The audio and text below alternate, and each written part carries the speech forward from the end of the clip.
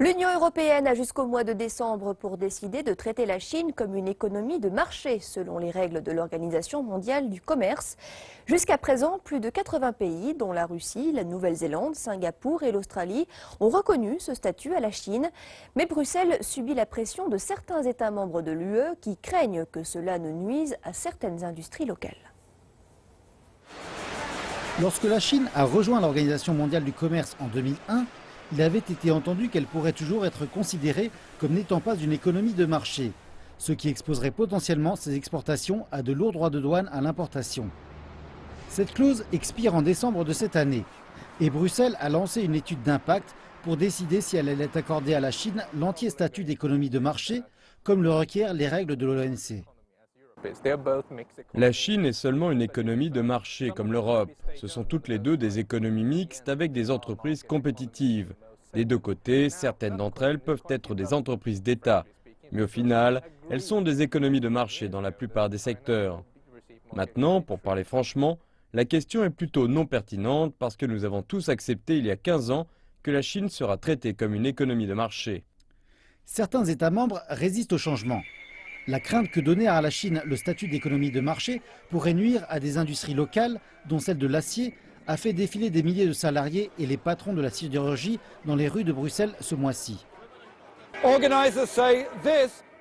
Les organisateurs ont déclaré que c'était l'une des plus grandes manifestations dans l'histoire de la sidérurgie européenne.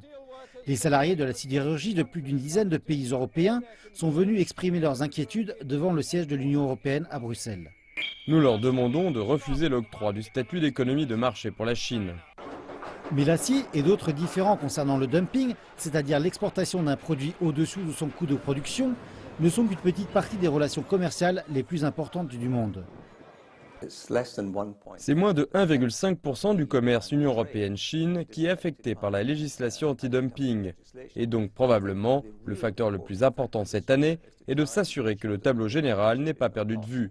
À savoir que la plupart des échanges entre l'Union européenne et la Chine se déroulent très convenablement, sans aucun problème majeur d'un côté ou de l'autre. Certains prédisent que l'Union européenne optera pour un compromis typique sur le problème du statut d'économie de marché. Je pense que le statut d'économie de marché sera accordé, mais qu'il y aura aussi des conditions basées sur la législation anti-dumping que la Commission européenne va probablement introduire. Beijing pourrait toujours protester d'une telle décision devant l'OMC et contesterait certainement un rejet complet si celui-ci devait avoir lieu. Dans cette affaire, la Chine devrait nous poursuivre devant le tribunal de l'OMC où nous aurions la garantie de perdre. S'il y a trop de résistance, certains analystes pensent qu'une commission européenne contrariée pourrait simplement dire non, afin que l'OMC statue clairement, de sorte que les 28 États membres de l'UE soient contraints de se ranger derrière cette décision.